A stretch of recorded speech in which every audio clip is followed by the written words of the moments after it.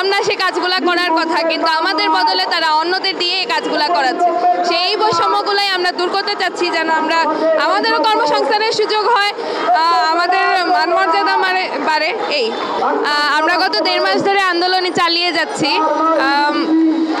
আমাদের মূল যে 6টা দাবি আছে, 6টা দাবির মধ্যে স্বতন্ত্র পরিদপ্তর গঠন, বাংলাদেশে যত আইসি সমূহ আছে সকল আইসি সমূহকে নিয়ে বিশ্ববিদ্যালয় গঠন করা, নিয়োগ প্রদান করা, কারণ আমাদের চাকরি নিয়োগ বন্ধ করে রাখছে। তারপর হচ্ছে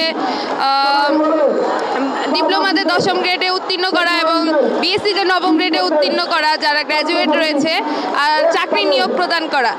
আমাদের দীর্ঘদিন যাবত ধরে চাকরি নিয়োগ বন্ধ। তারপর বাংলাদেশের যত ডিপ্লোমারা আছে তারা ডিপ্লোমা শিক্ষার্থীরা তারা সকলেই 10ম গ্রেডে, কিন্তু আমরা একমাত্র মেডিকেল টেকনোলজিস্ট যারা তারা একমাত্র 11তম গ্রেডে আছি। সেটাই আমরা এই বৈষম্য আমরা দূর করতে চাচ্ছি, যেন আমাদের 10ম গ্রেডে উত্তীর্ণ করা হয়, যারা গ্র্যাজুয়েট আছে তাদেরকে 9ম গ্রেডে উত্তীর্ণ করা হয়।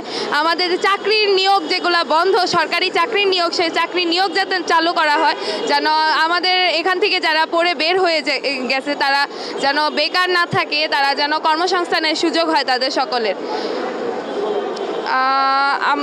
তারপর আমাদের এখানে যারা ফার্মাসিস্ট আছে তারাও সকল বৈষম্যের শিকার, তাদেরকে তাদের ফ্যাকাল্টি আলাদা, তাদের পরীক্ষার কথা কিছু বলা হয় না, তাদের নিয়োগ দেওয়া হয় না, তাদেরকে সরকারিভাবে নিয়োগ নেই। আমাদের বিভিন্ন হসপিটালে মেডিকেল টেকনোলজিস্টের যে কাজগুলো আছে তারা অন্যদের দিয়ে করায়, কম বেতনে করায়, যেখানে আমাদের থাকার কথা, আমরা সে কাজগুলো করার কথা, কিন্তু আমাদের বদলে তারা অন্যদের দিয়ে এই কাজগুলো করাচ্ছে। সেই বৈষম্যগুলাই আমরা দূর করতে চাচ্ছি, যেন আমরা আমাদেরও কর্মসংস্থানের সুযোগ হয়, আমাদের মানমর্যাদা বাড়ে। এই